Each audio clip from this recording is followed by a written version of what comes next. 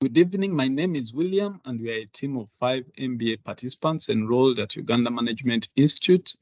In this presentation, we are required to review the PPP disclosure literature and identify 2 projects of our choice, develop a public sector comparator analysis for each of the projects, and from there we recommend and justify the most appropriate PPP structure for our preferred project.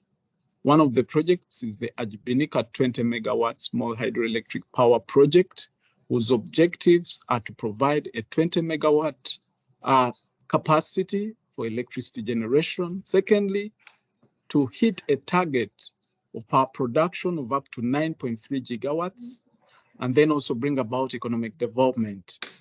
The project scope is to design, construct, and operate the facility. The second project is the East African Crude Oil Pipeline Project, ECOP. This is a pipeline, an oil pipeline of 1,443 kilometers running from Uganda to Tanzania.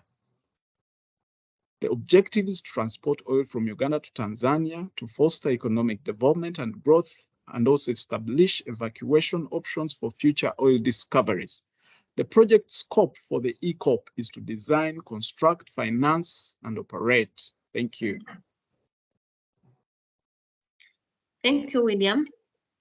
The project choice, a public sector comparator analysis tool, is used to assess the value for money of a public project or service.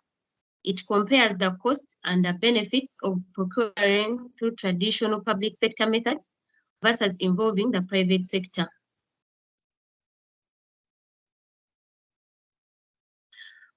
For Ajibinika project, we appraised it using the NPV, and the NPV for traditional is 14.88 million.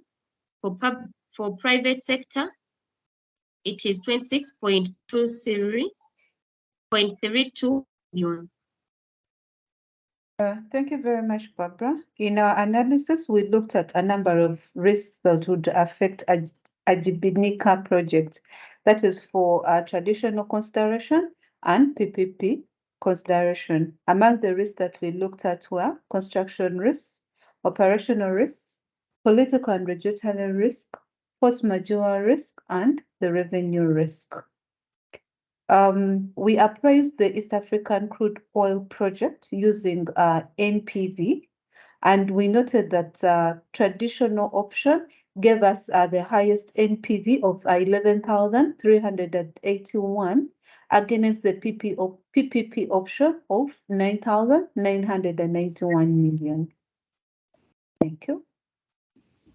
Then we looked at the risks associated with the ECOP, and we identified the environmental risks, social and community risks, political and regulatory risks, economic risks, security risks, then technical and operational risks.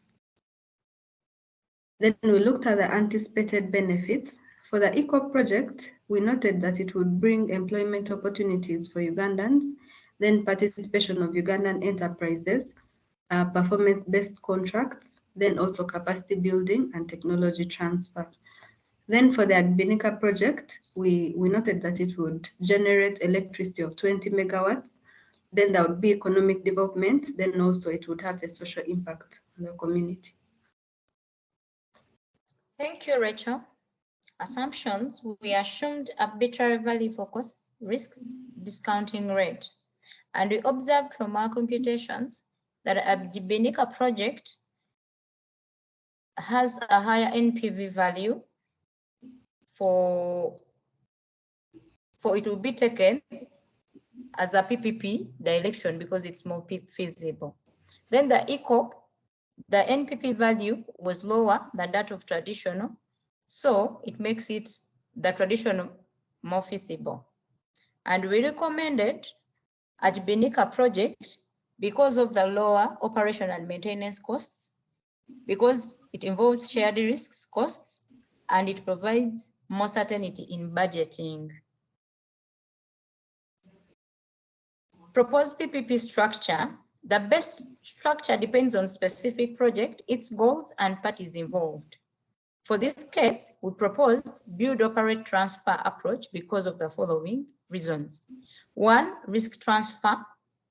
To the operational expertise, because the private sector has more specialized knowledge and expertise in operating. Then also transfer of ownership.